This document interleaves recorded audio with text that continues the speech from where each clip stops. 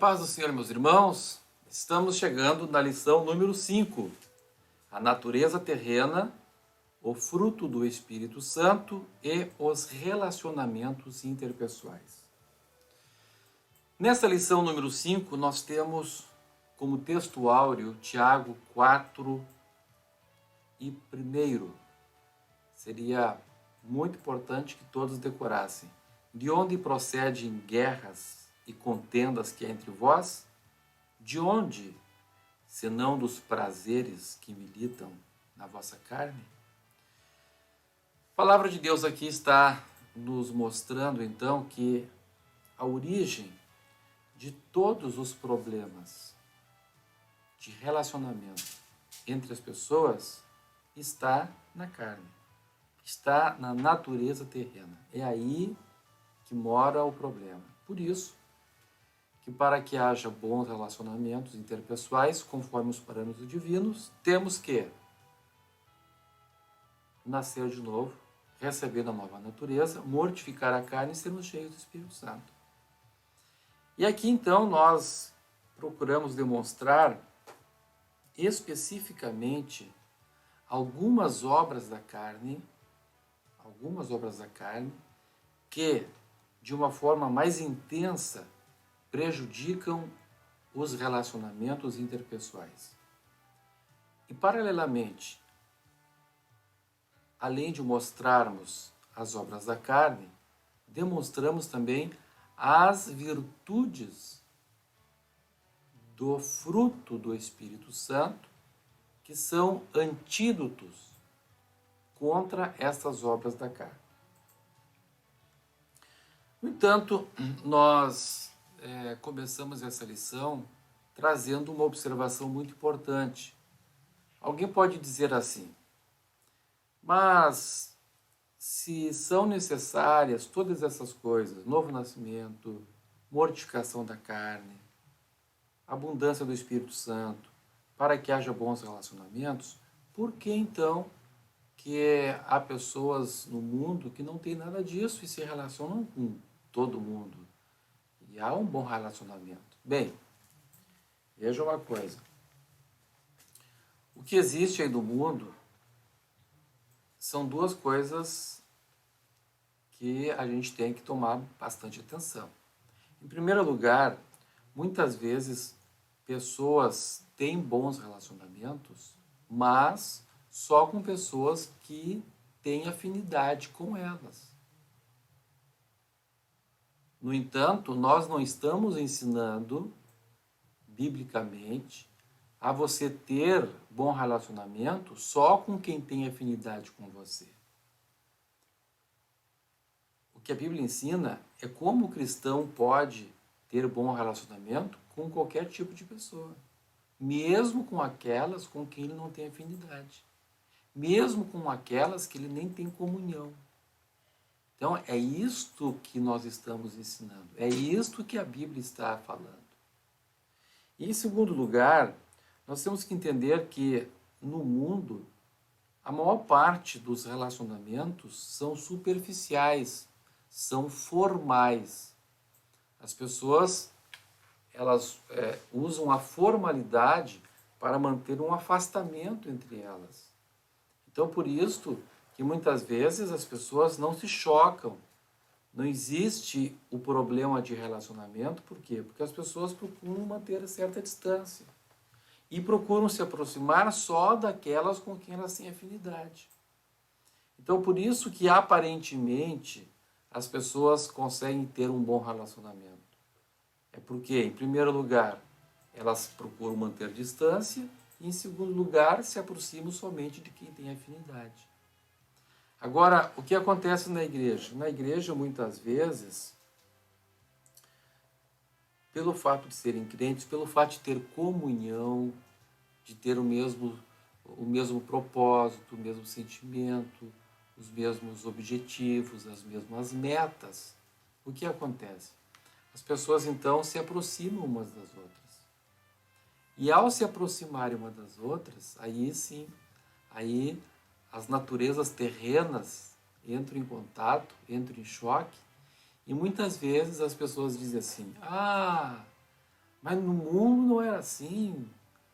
Ou nem no mundo eu encontrei esse problema que eu encontrei na igreja. Mas lógico, é porque lá no mundo ele nunca se aproximou das pessoas como se aproxima aqui na igreja. Lá no mundo, como ele sabe que tem que se cuidar, as pessoas têm um relacionamento mais profundo com muito pouca gente. É mais aquela coisa superficial, serviço, tal, vai num estádio de futebol, aquela coisa de ir lá, sair para uma festa, mas aquela aproximação que existe, como existe dentro da igreja, que as pessoas se confidenciam, que as pessoas abrem o coração, que as pessoas oram juntas, isso não existe lá no mundo. Então, por isso que na igreja afloram mais essas dificuldades, estas discrepâncias entre temperamentos, entre naturezas. Mas não é que não existe no mundo. Vai a pessoa se aproximar de pessoas ímpias como se aproxima de crentes. Vai fazer isso, uma paulada que vai levar na cabeça, não é verdade? Então, temos que entender isso. Então, esta é a razão pela qual, aparentemente, uma pessoa sem Deus consegue um bom relacionamento. Primeiro, porque ela procura se manter afastada de quase todo mundo. E hoje, no nosso mundo de hoje, cada vez mais as pessoas estão cada vez mais afastadas. Antigamente os vizinhos se visitavam, hoje não. Hoje a pessoa mora porta com porta no edifício e não sabe nem o nome da pessoa que está na frente. Então as pessoas cada vez se afastam mais. E na igreja não.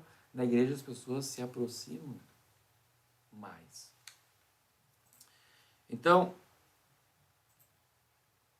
com aquilo que nós estamos ensinando, com aquilo que a Bíblia ensina, há uma possibilidade, então, da pessoa poder se aproximar de outra pessoa e não ter choques.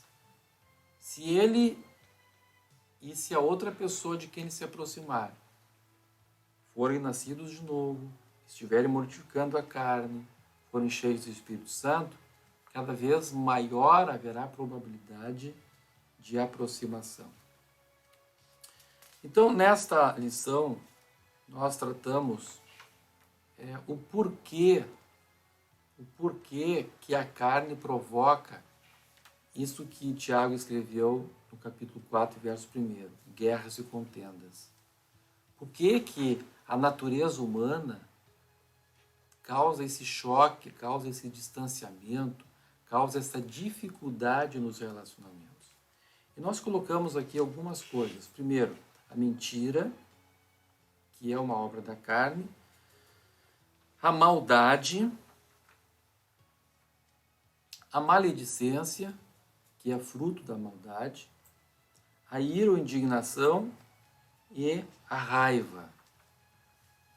Nós queremos nos deter somente na questão maldade e maledicência. Essa lição está muito bem explicada, está muito bem mastigadinha para você. Então nós queremos somente, rapidamente, enfatizar a questão da maldade e da maledicência. Então, a maldade nesta expressão de Colossenses capítulo 3, ela significa malícia. E explicamos aqui por que ela significa malícia. Então, esta maldade no coração das pessoas, essa maldade que existe na natureza humana, na natureza terrena, ela produz, então, aquilo que chamamos de mente maliciosa. Então, a mente maliciosa torna a convivência extremamente dolorosa, pois sempre haverá motivo para desconfiança, tristeza, ciúmes e outras manifestações da carne. Então, veja, a maldade ela produz uma série de outras coisas. A malícia, ela produz murmuração, produz desconfiança, produz tristeza, produz ciúmes, produz inveja. Então, a malícia no coração da pessoa, produz então um efeito dominó.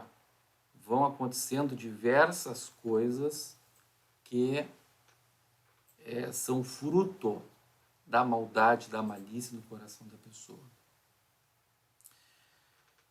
E como funciona isso? Como que funciona a malícia? O nosso irmão Paulo, o apóstolo Paulo, quando ele escreve para Tito, Tito estava numa cidade, ou numa ilha melhor, chamada Creta. E os habitantes de Creta tinham muita maldade no coração. A Bíblia os chama de feras terríveis. Então, a maldade que havia no coração desses habitantes de Creta produzia uma intensa murmuração na igreja em Creta. E o apóstolo Paulo, então, ele explica como que funciona o mecanismo da malícia, o mecanismo da murmuração. Então, ele escreve em Tito 1:15 o seguinte: todas as coisas são puras para os puros. Todavia, para os impuros e descrentes, nada é puro, porque tanto a mente como a consciência deles estão corrompidas. Então, veja, quando uma pessoa tem malícia no coração, a sua mente e a sua consciência estão corrompidas. Então, tudo que ele vê, ele leva para um lado mal.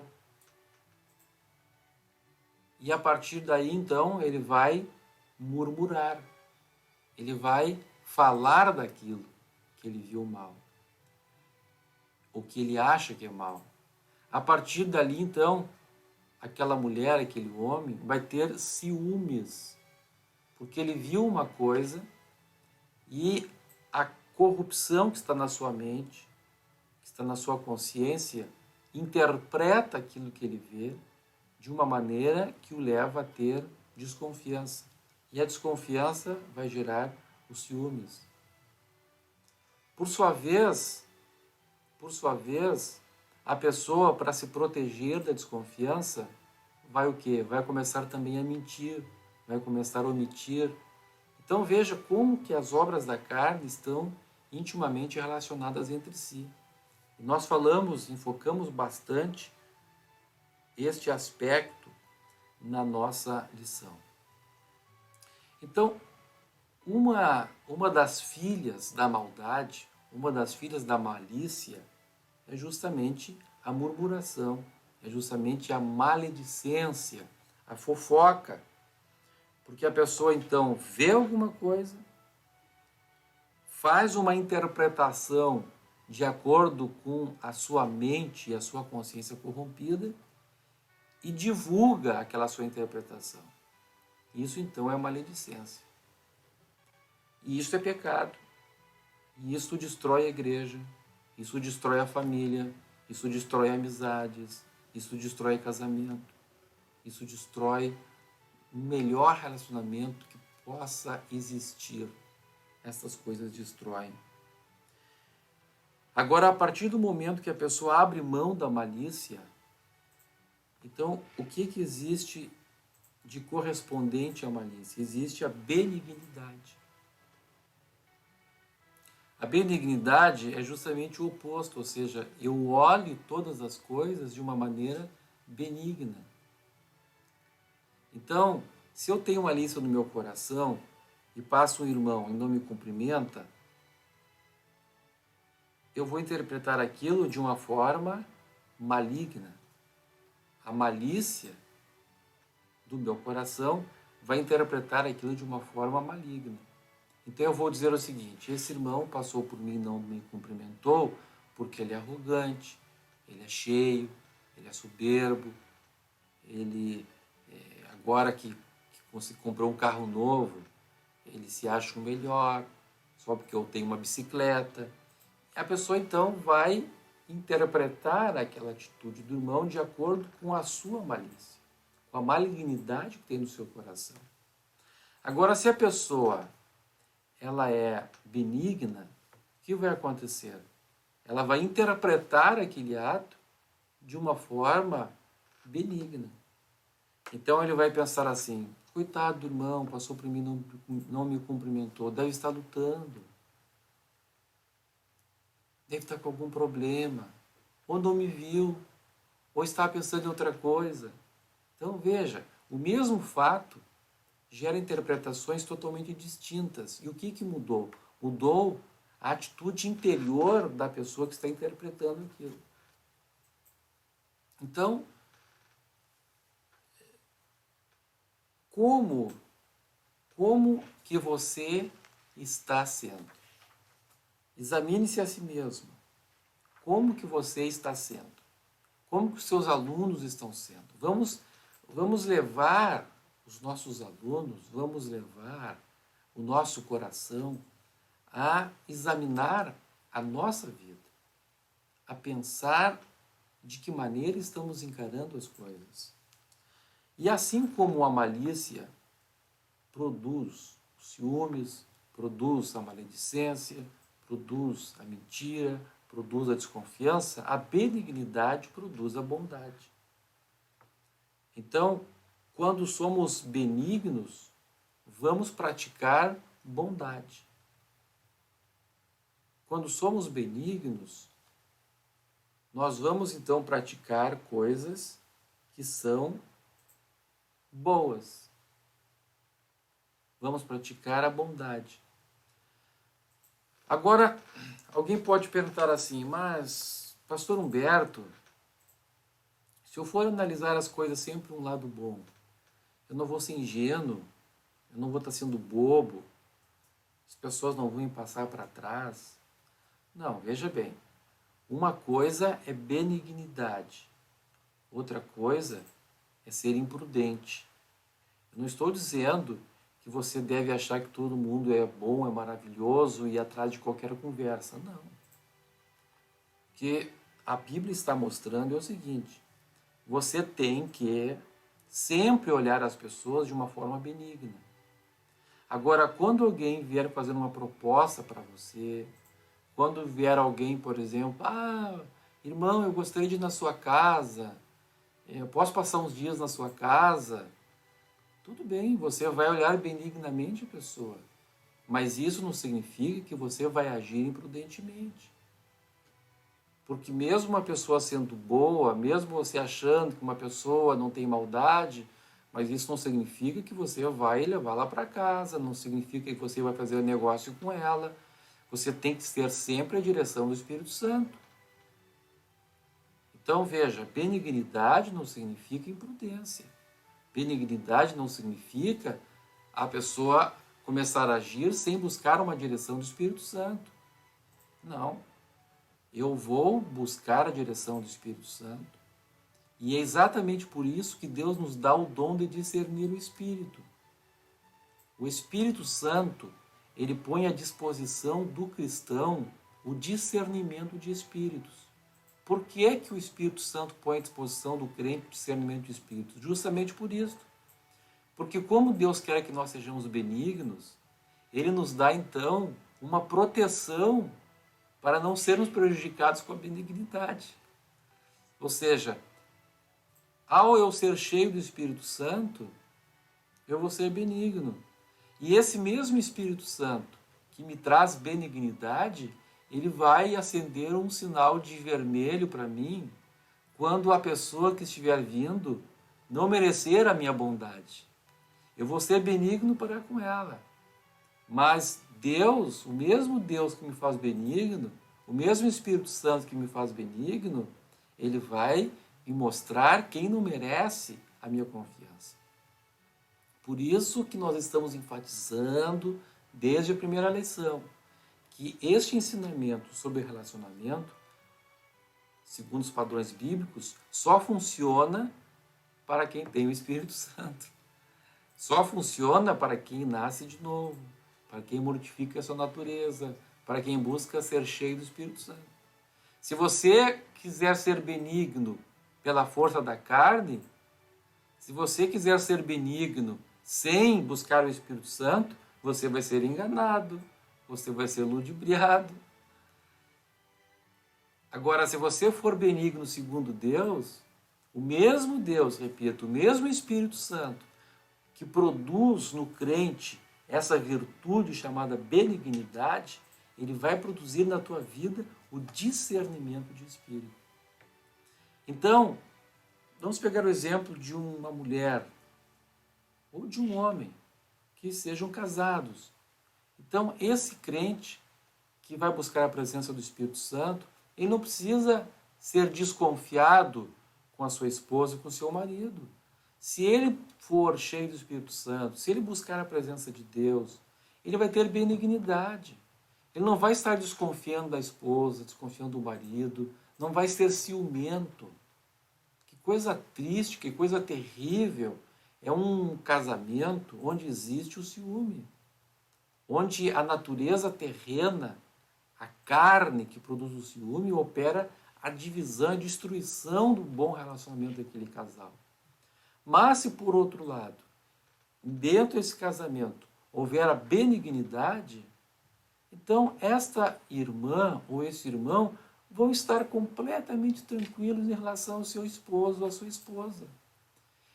E pode ter certeza de uma coisa: se esse homem ou se essa mulher trair o seu cônjuge, esse mesmo Deus que leva esta mulher, que leva este homem a ser benigno, a obedecer a sua palavra, a buscar o fruto do Espírito Santo, esse mesmo homem e essa mesma mulher será avisado pelo Espírito Santo de que o seu marido ou de que a sua esposa está lhe traindo. Escute uma coisa: o melhor detetive chama-se Espírito Santo. Deus vai usar as circunstâncias, Deus vai usar a própria revelação do Espírito para mostrar que tem alguma coisa errada. Então, meu irmão, minha irmã, professor e professora, vamos ensinar isto. Vamos enfatizar em cada classe que todo este ensino sobre relacionamento interpessoal à luz da Bíblia, ele funciona quando as pessoas se dedicam a mortificar a sua natureza terrena e a serem cheias do Espírito Santo. Era isso que tínhamos para salientar na lição número 5. Que Deus vos abençoe e voltaremos, se Deus quiser, então, na lição número 6.